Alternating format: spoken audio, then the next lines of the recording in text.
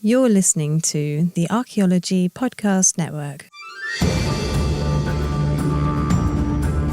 Welcome to episode 140 of the Life in Ruins podcast, where we investigate the careers and research of those living a life in ruins. I'm your host, Carlton Gover, and I'm joined by my co-hosts, Connor Johnnon and David Howe. Before we begin, listeners of a Life in Ruins podcast, we have heard you on Reddit and Instagram, and we are going to make some changes to the show. One, if you're listening, you probably noticed that our cover art has changed. That was voted on over a year ago, and we've done it. But that being said, so we went out to Reddit in mid-December, asked how we could help change the show. We got some constructive criticism from Redditors on r/archaeology. We also got just some pure fucking slander. So someone commented on the recent episode with just Connor and David and said that we had used the N-word. We had not. We checked. Everyone checked, and the kid couldn't back himself up. Nor was there one part of where we would have said it? Yeah, the whole thing was just ridiculous. So then we decided to reach out to our followers on Instagram. Many of you also listen to the show and know us and aren't on Reddit. Big takeaways. One, less interview style episodes. We'll continue to do those, but you all wanted us to do more content, article, and recent events focused episodes. So that's what we have for you today, is more content in which that we've done background research, provide a more systematic episode. Not to say that we won't be doing interviews anymore, but there were several, conversations about how the meat of the interviews, where it takes getting into segment 1, then segment 2, then finally the research, maybe we'll condense that down a bit and just get right into the meat of it, I think was another thing. Yeah. So we'll change those up a little bit. The other one is a big critique was for those that aren't archaeologists, early career in the CRM, that some of our episodes feel very much like you are at a partner's work party and you don't know what's going on. So we're going to do more to explain, define terms, theories, contexts, the content that we are talking about. Yeah. There was one other thing. Oh, right. If you didn't see the Reddit post about our asking for criticism or what could we be doing better, we also posted it to Instagram. If you don't use either of those platforms, feel free to shoot us an email if you have any suggestions. We're not going to change who we are. We're not going to post an episode that we don't find fun or entertaining, but we want to make sure it's accessible. We want you to be able to be hey, I know this podcast, and send it to my friends, and not have to be skip 5 through 44 and get to 50, to do the episode. We want you to be able to be proud of a podcast you can send to people. And if you do insinuate that we did a hate crime or of something of that nature, when we ask you to please provide a timestamp, please be able to say, oh, it's at this timestamp, and not that you can't bear to listen to it again because you made it up. Don't do that. That comment was fucking ridiculous. Yeah, it's not productive. We're generally looking for criticism and trying to better, because we want this podcast to evolve and grow, and that involves taking real looks at what we do and how we do it, and we want to be more accessible to everyone. But like everyone else said, we are not changing. We're still going to be ridiculous. That's the brand. Yeah, that's the brand. This is what you get. We're not changing that. We're just going to do our research a little bit more. So we're not going to, we tried this more content and factually based stuff in the past, and we did it poorly with Revolutionary Boys 1, that we had to do a full second episode to correct what we said the first time. And that really burnt us out, probably because one, we hit the Revolutionary War, which a bunch of people really know about, and they grilled us, and we got kind of well, let's not do that again. So, but with this latest round of really asking you guys, because the three of us have really gotten burnt out from this and fundamentally sometimes bored of the podcast, and we needed something to do, and we felt because there's no feedback at all for us to know how we're doing other than numbers. Exactly. And our numbers have kind of stayed stagnant. And after listening to both Chris and Rachel's feedback on our annual review, Reddit and Instagram, and we've gotten plenty of emails and DMs, and it's been fantastic, the outpour of support. And the big one, more focused episodes that have research behind it. So today we're going to do one on probably the beginning of a little mini series on the history of archaeological thought and theory in an American context. Which, if that sounds boring to you, is not. It's very fascinating, and it will help understand a lot more about archaeology. Yes. Exactly, because the history of the field is pretty fun. There's lots of racism, but it's pretty fun. Yeah, be prepared to be uncomfortable. Like it's like if you didn't know archaeology was a colonial field and has its deep roots in colonialism. It's not like physical anthropology, which is now bioanthropology. If you want to take a trip down holy shit lane, let's just say like Hitler and the Third Reich were inspired by 1930s American physical anthropologists. Like they were like, how do we do what they did to the Native Americans but better? And hashtag that was the final solution. And those are uncomfortable. They are uncomfortable. And if you're someone who is currently, where I get this on TikTok and Instagram all the time, oh my God, another millennial talking about race, overboard, like they're not going to listen to this anymore. This is one of those times where it's like, when we're talking about that kind of stuff, you might want to listen because it's like where that comes from. Our discipline was the one to identify that race is a social construct that has biological consequences, as we see with the enslavement and forced reproduction of American enslaved peoples. As seen on Paramount Plus in the new show. What new show? I haven't seen Yellowstone. I almost saw the prequel, but now there's a second prequel before Yellowstone with Harrison Ford in it. Oh, and the 1920s one, yeah. The first scene was just some indigenous girl being beaten by a nun, and I was like, yeah, I'm out. Like, you guys watch it. That also happened as a consequence of some of these things. So like early American archaeology and anthropology is rife with colonial and racist doctrine, and the field has like 96% moved away from that. Yeah, we got some stragglers. There's some holdouts, people that will, they're the kind of people that are going to die typing on their desk and will be identified by the smell radiating out of their office. Like those are the ones, like once they're gone, Yeah. But anyways. One last thing I would like to say before we hop in. It was brought to our attention that I guess by extent Connor in the episode that we were in which we did not use a racial slur, I say like entirely too much. And when I went and edited my presentation I gave the other day, I was like, man, if I drank every time I said like, I'd be blackout. So if you're drawing the car, if you're on the drive today driving, take a sip every time Carlton says like, every time Connor says like, and every time I say and says like, and you will be pretty caffeinated. If you're at home listening to this where you have an alcoholic beverage, I warn you, please be in your house, put your keys in a bowl and strap in because I'm trying to get better at it. But we will try. Yes. I have found that when I take the Bob Kelly approach, where if I slow down and pause, I don't say my verbal crutches. But when I get worked up or my mind starts running, that's when comes out a lot more. As I told David and Connor, because we talked about this before, I had a professor, Dr. Gilbert at Radford University, and I think the class was something 201, but it's one of those stupid welcome to college classes you have to take that aren't part of your major, and it was public speaking. This guy from New Orleans got polio before they had the vaccine, so he was in a wheelchair. Cool cat, spent most of his life as a lawyer. But this asshole had one of those like hotel reception bells on his wheelchair, and he Pavlov dogged the fuck out of us. From Breaking Bad. Yeah, he anytime someone used a verbal crutch, he would ring it. And for a very long time, when someone says that kind of stuff, they use verbal crutches. I heard it. And I wasn't really aware of how bad David said it until we got that comment and I listened to it. And now all I hear is when like I do it. It should be a Geneva Convention problem. It was a war crime. What that man did was a crime against humanity for everyone in that class, and everyone from Radford who had Professor Gilbert knew exactly what we're talking about. So we're going to move away from it. I meant me on the last episode. Oh yes. No, that was a crime against humanity. If there was a Cards Against Humanity card, it'd be David's use of like, but to the archaeology. So as we mentioned, archaeology has its roots in colonialism. Particularly, we need to delve on back to a time of pigeon poop powdered wigs. Yeah. Yes. Founding daddy kind of stuff, like way back when. It's what's his name? It's J. Brad. Yeah. It's J. Brad. Founding Shout daddy. out at It's J. Brad. We gotta get him on the show. Dude. Anyway, archaeology. So contextually, Europeans, Mediterranean folks have been exposed to each other for a long time.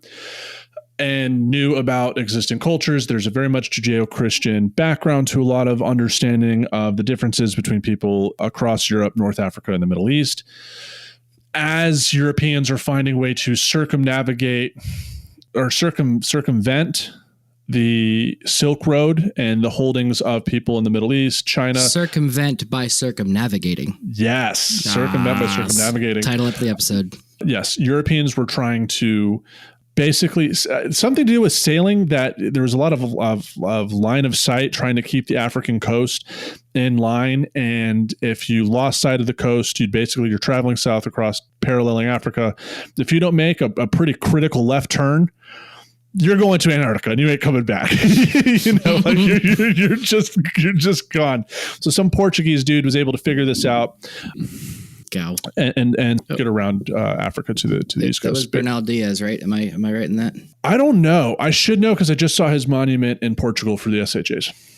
And I got a whole... Bernal Diaz was a Spanish conquistador, different guy. I got a whole history of Portuguese exploration that wasn't... John Magellan. No, Magellan. Magellan. He circumnavigated. There's the person who did the Cape of Good Hope. He didn't finish it. He died in Java or something like that in Papua New Guinea. Oh, he was eaten, I believe, in Tahiti. Yeah, he didn't make it home. The ship did and his crew did. He got the credit. Good for them. Bartholomew Diaz. I was close. Okay. And as they are coming in contact with cultures wildly different from themselves, they're trying to understand their place in the world, specifically in a Judeo-Christian context, the Bible, Genesis. They have Christopher Columbus, who is sailing 1492, the ocean blue, Hispaniola. The Europeans are kind of late to realize North and South America exist, as we're starting to learn now. And the kid died thinking he was in Japan. No, he went back a couple times. He figured it out. Well, they were like, bro, this is Cuba. And he was like, no, this is Japan. Japan. It was a whole deal. Yeah. They were trying to make sense of a lot of this stuff. So really, as Wiley and Sabloff 1993 call it, this is the speculative period, which is like 1492 to 1840, in which everyone's trying to figure out Europe's place in the world and understand these global cultures and societies and how they fit to one another. They're reconciling their worldviews essentially with what the new information that's coming out is, that they're interacting and seeing all these new things and they're like, what the fuck? But the one thing that doesn't change, the Europeans are always on top. that never changes. They're just trying to rank everyone else below European society because they're like, we're the pinnacle. Where do all these other savages lie on the totem pole? Like, that's what they're trying to figure out. And so that really doesn't change up until like the 19th, 20th century, which is sad. Yeah. Yeah, as Connor said. And what's important about this, these early expeditions are being funded by royalty, rich white guys who are going across the globe. Their worldview is coloring this aspect. And they're also coming in with the framework of trying to categorize people and cultures in relation to Europeans. So they're trying to figure out where everyone lies, what is a possible relationship. So that's where we start seeing instances of the Tower of Babel being used, which is a biblical event in which the Tower of Babel is broken, falls or something, and everyone gets different language. These other people are the results of the lost tribe of Israel, the 13th tribe, or one that we see were just omitted from Noah's Ark. Yes. Like, how did penguins, what are those? As well as you also see things of like, well, black people are the children of Cain. Like, they're really trying to, in this sense, like understand the world through the Bible, which doesn't work.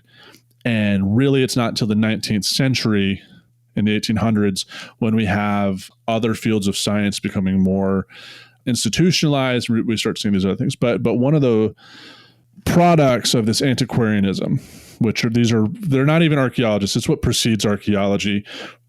Antiquarians are the one people going across the globe pilfering things and bringing them back to Europe. For curiosity cabinets, which are basically just imagine a shelf in your house and rich white guys do with stuff across the world, they bring people over. British Museum has a super sick whole room of the museum that's just a curiosity cabinet. Yes. They're smoking opium with their other rich white guy buddies and showing the cool stuff that they've collected.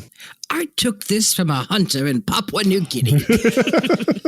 Yes. He was saying something. I don't believe it was anything about God. So I shot him.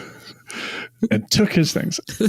So that's when we start seeing institutions in the 19th century, like the British Museum, the first culture-specific museums in Turin, Italy, which I just visited, and it's all about Egypt. Italy had a huge fascination with Egypt. Actually, in fact, when we talk about nationalism, which comes into play later, the Kingdom of Italy, the United Kingdom, fun fact, the United States has been a country longer than Italy has. They really tried to tie themselves to Egypt. Like the Holy Roman Empire, the czars, how everyone tried to tie themselves to Rome, the Italians try to do so through Egypt.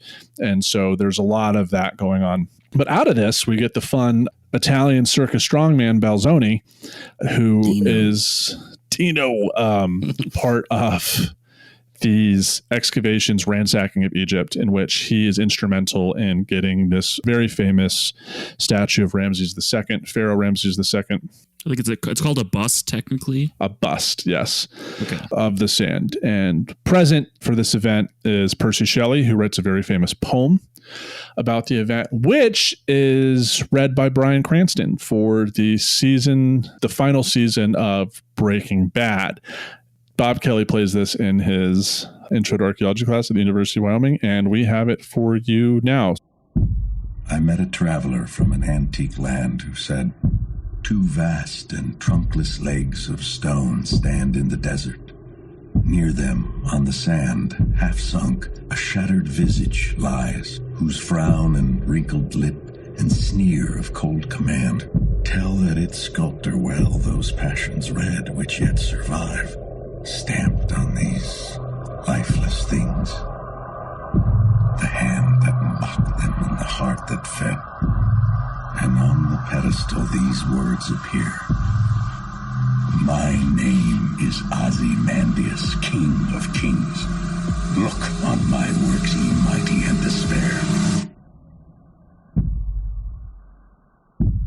Nothing beside remains. Round the decay of that colossal wreck, boundless and bare, the lone and level sands stretch far away. Safe to say that was a bop. That is a bop. I have it saved to my iPod. My iPhone. Jesus, talking about archaeology. All right, next segment. My iPad Mini. What was the little? My iTouch. Your shuffle. My shuffle. Yes, no, my iTouch. Man, I forgot about that. Yeah, they were the precursors. So a lot of that's going on. It's not specific just to Egypt. This is when the Elgin marbles, well, really the Parthenon marbles are taken out of the Parthenon of Greece and brought to the British Museum. So this is really a time of not only of European intellectuals trying to understand the world around them and categorize cultures, but also bring a lot of these objects across the globe back for not really study, but really to show off. And it's a product of imperialism. Fundamentally, it's a product of early antiquarianism is very much aligned with colonialism, imperialism, and a lot of other isms that make us very uncomfortable to learn about today. They're just the billionaires of my bad, you go. And on that note, we will continue in the next segment talking about the 19th century, which gets a little better. We're making steps towards less colonialism and racism, but we're still kind of in that period. So we'll catch you in the next segment, episode 140 of A Life in Ruins podcast. And welcome back to episode 140 of Life in Ruins podcast. We're going to pick right back off around the same time as the 19th century, right? Which is the 1800s. There are some other issues that are popping up as they relate to colonialism and imperialism. So there's 2 case studies that we want to take a gander at real quick. We got to talk about Tommy J. Good old Thomas Jefferson. Real TJ. quick. TJ. So, inventor of the swivel chair, connoisseur of pimento cheese. Most ordered thing on his logs, pimento cheese. Well, he also smuggled wine to or grape seeds to America. That was a big no-no. And he smuggled them by, like those like really poofy sleeve ends they used to have. He like unsewed them, threw a bunch of grape seeds in there, sewed it back up, and that's how he smuggled it. American ingenuity. You know what they say? It won World War II. All of our founding daddies were pirates. Founding daddies. It's J. Brad. Founding daddy. So, do you want me to just lay it out? Lay it out, David. So Thomas Jefferson, we can kind of consider him the father of American archaeology in a way, the founding daddy, excuse me, because he oversaw the excavation of mounds in his yard, essentially at Monticello, and he dissected those mounds and learned what they were. But was it him digging the mounds, Carl? No. It was the enslaved people, Africans that he owned did that. So he oversaw it. Did he get dirty? No. The 6'4" socially awkward guy did not get his hands dirty. And the reason why this was done is as we get to talk about colonialism again, as the States and Canada are being colonized by European powers, they're coming across monumental architecture in the form of earthen mounds. They don't know what they are. They think the contemporary indigenous populations, there's no way in hell they could move dirt to make piles of dirt. Just, it was well beyond their intellect. And so this is what we call the mound builder myth, in which this was used to justify, one, the extermination of American Indians, because European colonists and Americans, Canadians did not believe American Indians could have done that. So they must have killed the people who did do it. The mound builders, the contemporary Native Americans must have killed them all. And if we kill them, it's fine.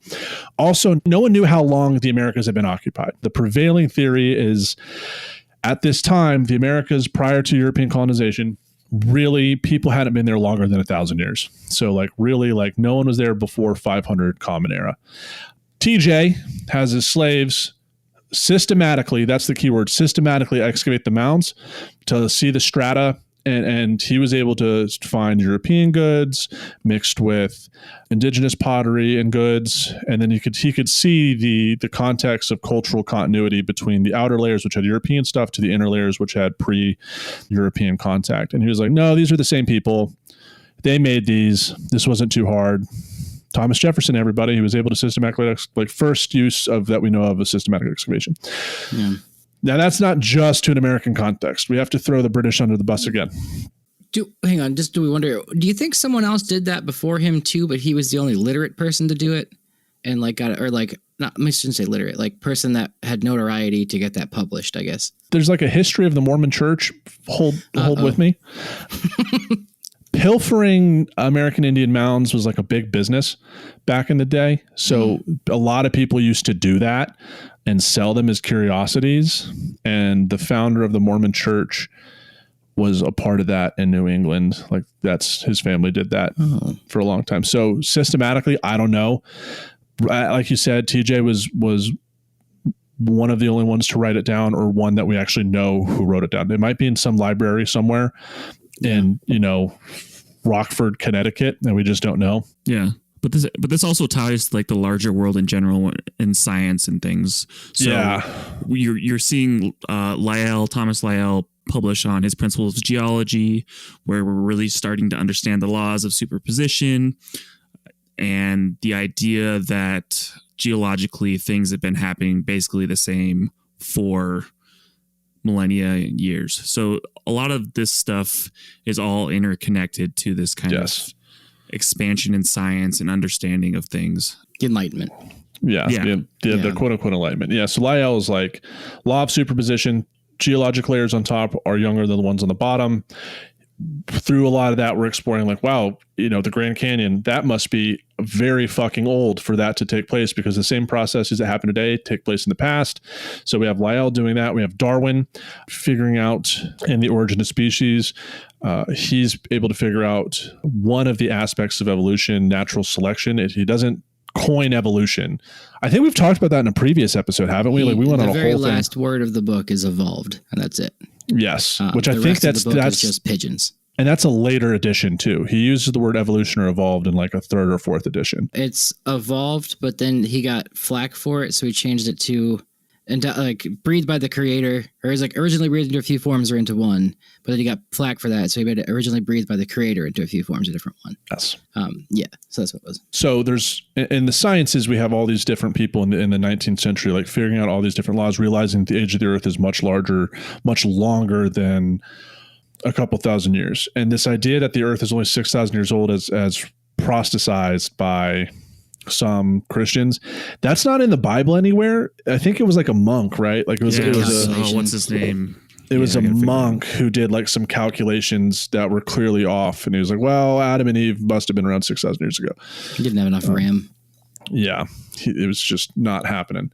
But also at this time is when we find Thomas Jefferson. This relates to the megafauna in France we were going to talk about. Yes. Thomas Jefferson, when Lewis and Clark set out to go west, was like, hey, there's these big bones, and they were sloth bones. And he's like, you might want to be careful because this big creature like lives out there, and it's something we haven't seen before. But he understood it was something like larger, and I don't think he knew if it was like old or not. So there's a couple things going on at the same time, right? So real quick, Americans weren't the only ones doing mound builder debate kind of shit.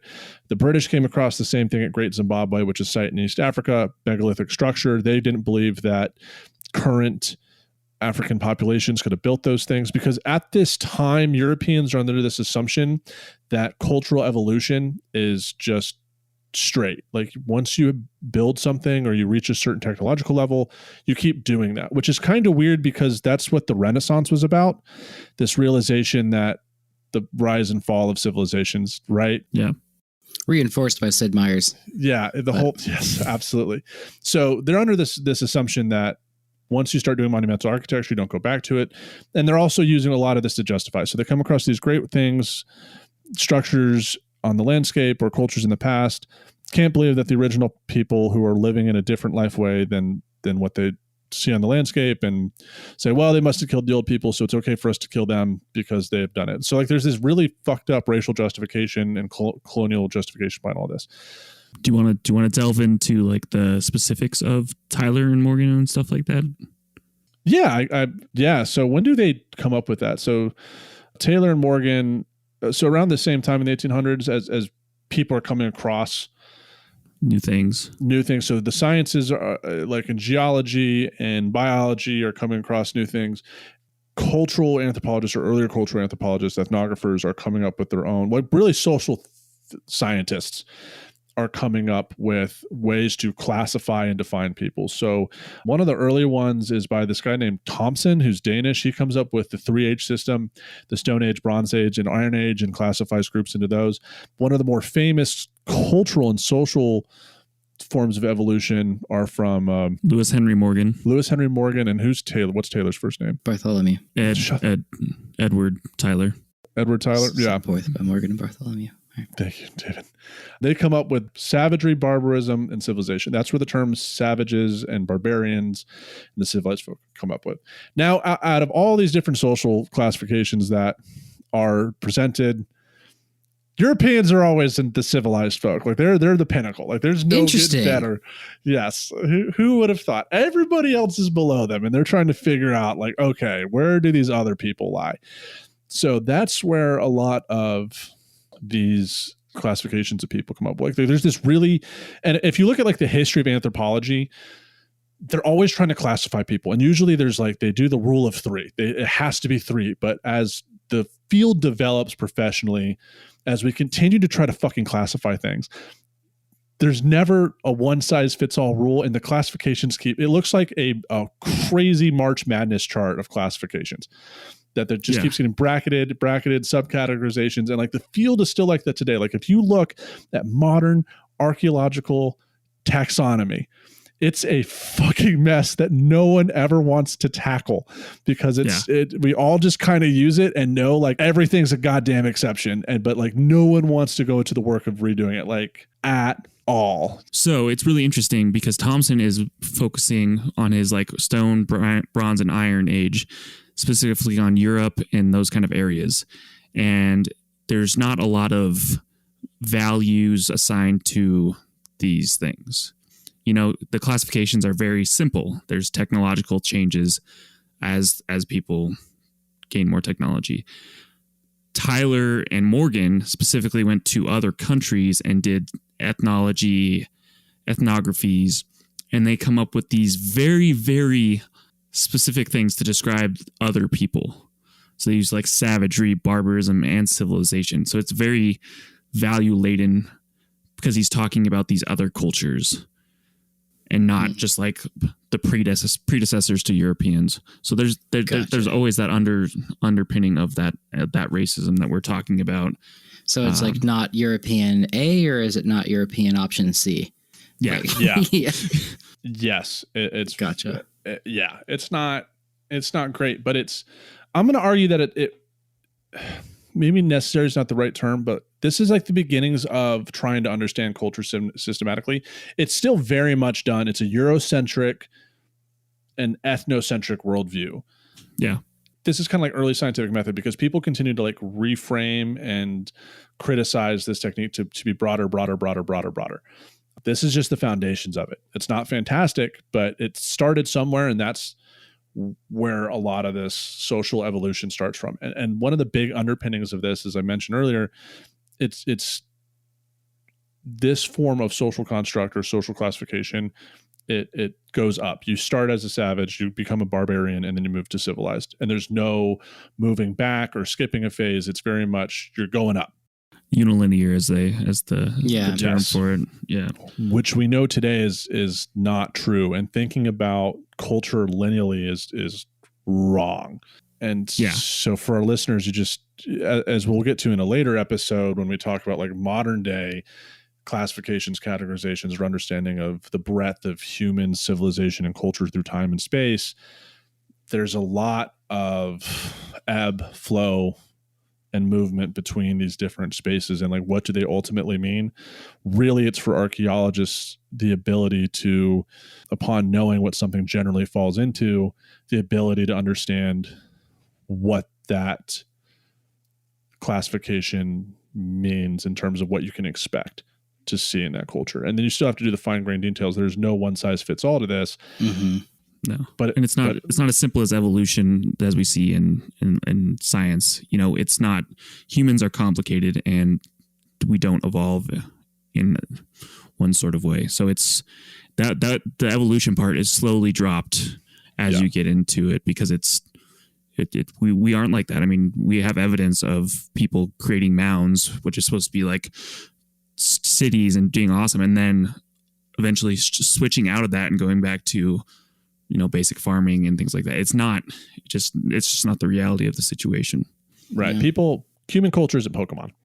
Hey. Fundamentally. Human culture ain't Pokemon. Yeah, it's not Pokemon. And like as we see through time and space, it really isn't till like the organized state when people can't not revert to something simpler.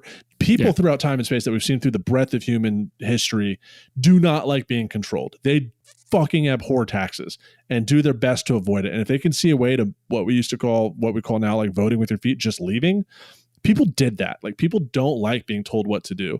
It's really not until like modern day that we can't just not do that. Yeah.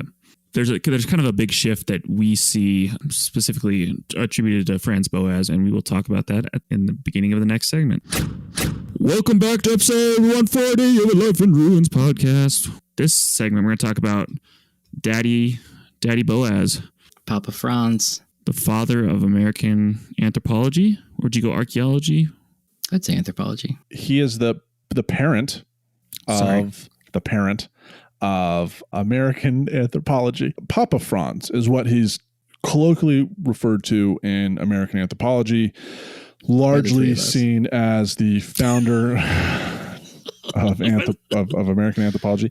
He's the one that creates this four fields approach in anthropology. This is why archaeology in America is under anthropology and not history, which fundamentally separates us from the limeys. Let's go see the apes. Do you know why that is, guys? Because I have the answer, or a answer. Well, tell us, David. I'm actually curious. I don't know. Yeah, I actually want to hear your voice for once. Boas was one of those kind of like Einstein and Oppenheimer that came over later. That was because of the war. He was an immigrant. For his family was like, yeah, let's get out of Germany. And they came over here. Emigrated from Germany, David. Emigrated from Germany, right? So his family got here and he had a degree in physics, which I always find this fascinating. He had a degree in physics, or I believe a PhD in it. He might have got the PhD once he got here. But because of that, he had a scientific mind. And when he started doing anthropology and he was curious about indigenous American things, he applied that scientific method to understanding cultures, and it really separates Boas and like American anthropology from the rest of the world's archaeology kind of programs. Is it's not so antiquarian. It's not just like collecting antiquities. He went to systematically study people. And I think that's like why it's such a fundamental change, you know?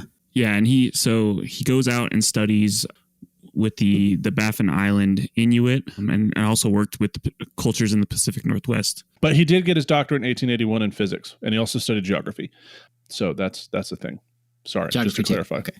No, he just studied it. He didn't get a degree in it. It's just maybe it was a minor. I don't know. Okay, just cut that college. shit out. All right. So he studied with different indigenous groups and went out and did research. And the really important thing, his theory and his ideas that comes out of this is called historical particularism, which is in direct opposition to cultural evolution and these kind of larger theories that Tyler and Morgan had proposed. I think it was cultural relativism. Historical particularism is what Boas was pretty much a proponent of, but he pushed for cultural relativism as well. Yes. And historical particularism is that each culture has its own intricacies and complexities to itself. It doesn't have to be related or evolved from another. I think is that's right. It's particular in its own sense. And the only way to understand cultures is to study the history of that particular group. It's not a comparative thing. Gotcha. And that cultural values and the cultural relativism is cultural values are going to vary by specific groups and cultures.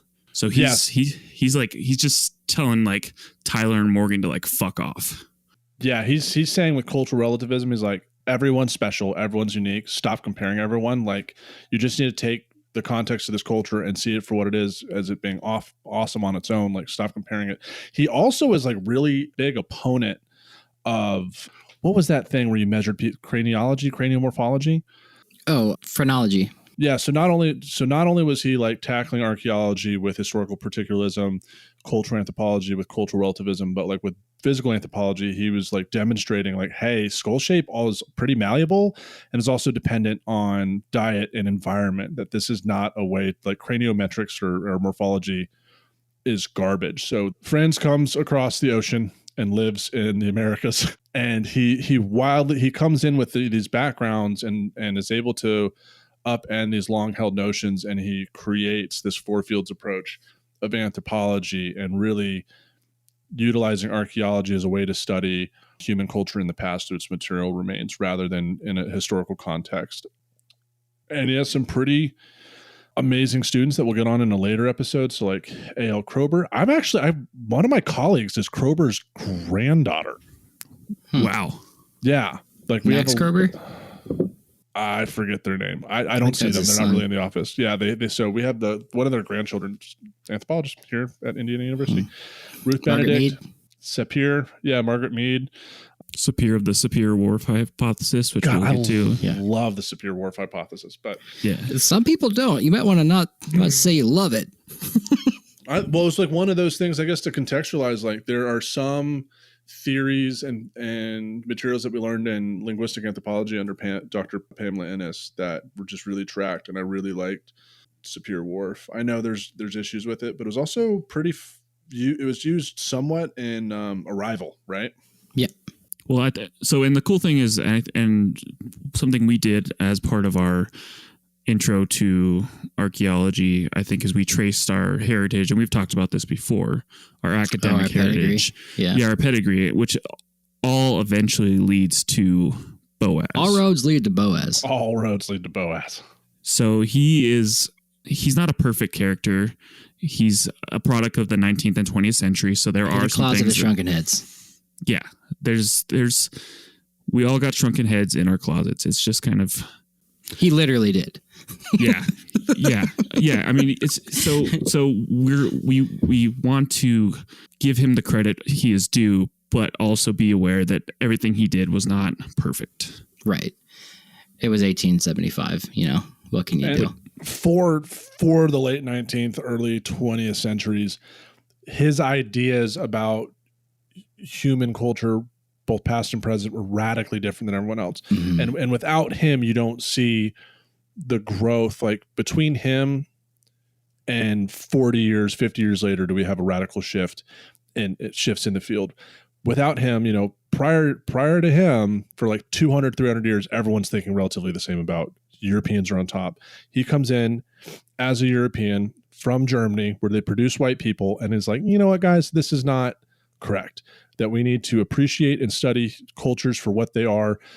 It's cool to compare and contrast, but not in order of a rank-based system. And he passes that down to his students, who take that and continue to grow that. And really, if we look at these anthropological pedigrees, like your family tree, within 3 generations, the field is radically shifted from what he was thinking. Absolutely. You know, and over the breadth of, if you take a theory class in archaeology, things really ramp up post World War II, especially after the horrors of World War II are seen across the globe. And it's a pretty rapid shift. Like, I think it's like damn near every 2 decades, there's a paradigm shift within archaeology. And now we're at a point where it's like, as we'll get onto this in a later episode, really prior to the 1990s, archaeological theory and anthropological theory is seen as like, that's your glasses frame of reference for how you see the world. Like, you apply everything you do through this theory. Whereas now, I'd argue theory is a toolkit. Like, in order to answer the question you want to, you apply the theory that's going to help best suit that. Like, not everyone, some people are still ardent Marxists, and that's all they do is like Marxist archaeology. And that's how they see the world is through means of production, the proletariat, bourgeoisie. Most of us are not like that. Which applies to like large scale societies and stuff. That's a great way to understand large scale societies. You're talking about hunter gatherers and Marxism. You got to separate the trowel from the means of production. Yeah. It depends on what you're doing and what your answers are. Yeah. If you're looking at energy production and consumption, cool. Marxist approach, that's probably going to help you more so than behavioral ecology. And to Connor's point, behavioral ecology, when all you have is a few stone chips and some bone, behavioral ecology is all you kind of can go by, because there's no Marxism really in an egalitarian foraging band. Yeah. Yeah, at least that you can suss out from rocks. One of the more interesting things that I've read recently, and this is not a tangent, The Dawn of Everything has a really actually very interesting, not critique, but perspective as to hunting and gathering societies. Is that Dawood Hari, that author? No, that's Sapiens. Yeah, it kind of talks about how the likelihood that there is a vast and complex difference between hunting and gathering populations, but we just can't see it. We never will. But just it like made me like rethink hunting and gathering populations more so than just the behavioral ecology approach. Can you prove it? No, but it's just fun. It was just a fun read. It was just that's Graeber and Wegenrow. Is that the one? Yeah. Wenrow. Yeah, it's cool. Okay, it does. I'll have to give it a look. The first 3 chapters really dive into like the noble savage and some of these concepts that we were talking about, like the early case studies and events that led to social scientists talking about really the being exposed to indigenous societies without kings, and how they brought back to Europe was kind of this like catalyst for like the French Revolution. Others were like, wait a minute, there's people that don't have kings and queens and are doing just fine, better than ours. Yeah, we should be doing that, so there's this really cool dialogue that talks about how really being exposed to indigenous communities across the globe that did not have ranked societies challenged European worldviews of like, wait, this is what we were taught. Like, we can do this. Vive la revolution. So it's a really interesting aspect. We're reading it for I guess we have like an anthropology department reading club. So like the whole department, we're all reading it. Yeah, I got roped into being one of the leaders of it. It's a fun time. It's been really cool to talk about. And they talk about the Ice Age. It's a fun time for those that don't want to read Trigger. God forbid most archaeologists don't want to read Trigger or Wiley and Sabloff for the non or the primary sources where you get into Bordeaux or you get into some. So this book will probably be a good analog, so you don't have to go through and suffer through Bordeaux or Foucault. Francois Vaudil, the goddamn French. Jesus, that it just doesn't translate. The translations don't. They don't work. Yeah, they don't, and they just aren't readable to me. My brain's I can't get it. So there are really good textbooks out there. There's good books that we'll probably throw some in the description here, and also links to what we've been looking at. So that's kind of, I think, I don't know, on a future episode, we'll get into the students of Boaz, which are also very interesting and very fun. And you can we should end real quick with what are the 4 fields real quick, so we can leave people with the product of what we talked about today. Archaeology, what was physical anthropology, now it's called biological anthropology, linguistic anthropology, and cultural anthropology. Those are the 4 fields, 4 primary fields that make up anthropology. Each one has its own subcategories that go on forever, and a lot of them overlap more so than you would think. How do linguistic anth and archaeology overlap? They do. That's the beauty of our 4 fields approach, is that we all have degrees in anthropology. We were anthropologists first. I really have to say, like, the University of Wyoming's 4 field approach is like one of the better 4 fields programs. They really, you leave with a master's from Wyoming, you're a 4 fields anthropologist. Like, yeah, I'm 100% a proponent of that, because they shouldn't be isolated. And I think that's something you'll see overlap in everything. And it's, to understand humans, you have to understand all 4 of those aspects. Yeah, which includes our evolution, primatology, and biological anthropology, anatomy, osteology. Then you get into linguistics, which is how you use language, not just how they develop. Cultures can be anything. Archaeology can be anything. And then, you learn a lot. It's like you plug into the matrix for like 2 years in grad school, and you're like, well, I can't look at anything the same again. Yeah, and we've mentioned that on previous podcasts, is that once you put this filter on your brain, you think of things through anthropological lenses from here on out. It's never the same. I can hear Tucker Carlson like shitting his pants right now, thinking that's the liberal agenda at work. Jesus, but when I saw that Taco Bell commercial from a year ago, when it was like they were like Power Rangers or something defending their Mexican spices against monsters, I just wanted to fucking cry at that aspect of it. I know I bitched about this on an episode before, but like, yeah, you get a degree in anthropology, you're going to suddenly hate most media that's present, because you're like, well, that's fucked up. Well, that's racist. Well, why no, is every woman in a that. cleaning commercial cleaning and sitting down on the floor? Exactly. Yeah. It's like, it changes it for the better, I would argue. I would 100% agree. I think you get some truth, and as much truth as you can in this fucked up world we live in. And surprisingly, some people can go through like grad school in anthropology and still like be closed-minded piece of shit people. I went to school with a person that got their degree in physical anthropology, and still did not believe in evolution. Wow. Crazy. And on that note, thank you for listening to us. Please leave us comments, send us emails. We want to know how we are doing, and we want to get better. We want for you guys not to suffer through this. So thank you for listening to us, and we appreciate all of you. And if you're still listening to the show on the All Shows feed, please switch over, subscribe to our show individually. It helps us grow our platform. You guys have been doing better. I'm going to tell you, I can look at the numbers, and you guys are switching to our show. It's fantastic. Keep doing that. Please. It helps us. Please be sure to like and subscribe to the podcast on Instagram, Facebook. It's just a Life Nerds podcast. Twitter, I think it's a Life Nerds pod. And if you don't mind, text from Stefan Milo. How's Stefan doing? Just had a second baby. He's scheduling interviews for Portland. Anyway, SAAs will be at Portland, Oregon this year. I will be going. I don't know about you, Carlton or Connor. I think you're going. Yes. Yeah, Carlton has to go. So we will. We'll see you guys there. We can't really do a booth because that's like fucking $2,000 to do. But if you guys want to fundraise us to do a booth, we could do a Life Ruins booth. If you don't want to, we'll see you at a bar. And on that note, please be sure to rate and review the podcast. The reviews only help us grow. And if you want to give us a straight up roasting in our emails about what you think, or not roasting, but what you think we could do better, or some things that you would like to see. Constructive. That's the word. Do the compliment sandwich. Hey, love your show. David needs to stop saying like. However, I like these kind of episodes, Yeah, and we just got a really good email recently about that, and it helped us to make sure that we are being more inclusive with our audience. So because we don't get paid, if we can fucking quit this whenever we want. Yeah, so we want for your sure, criticism. guys. We do not make any money off this. Yeah. Like no, this is minus money.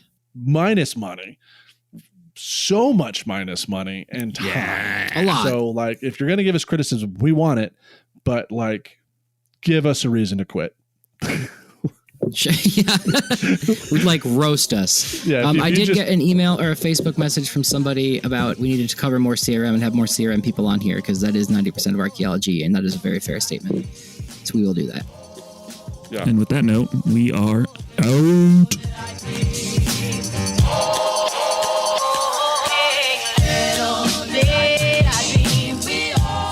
Thanks for listening to A Life in Ruins podcast. You can follow us on Instagram and Facebook at A Life in Ruins Podcast, and you can also email us at alifeinruinspodcast@gmail.com. And remember, make sure to bring your archaeologists in from the cold and feed them beer. And as always, if you were able to make it to this part, you know what time it is. It is time for Connor's witty joke. What serotonin do you have for us today? Hit that macho man. Oh, yeah. Oh, yeah! Did you hear about the kidnapping at school? Oh, Jesus. How long was he asleep for, Connor? It's okay, he woke up. Yeah, that's what I thought. Fuck off. We're doing another one. Why do nurses like red crayons? I don't know, Connor. Because sometimes they have to draw blood. Oh, that's pretty good. That was good. I like that. That was the same. All right, I gotta go to bed because I got PT in the morning. I thought we were done.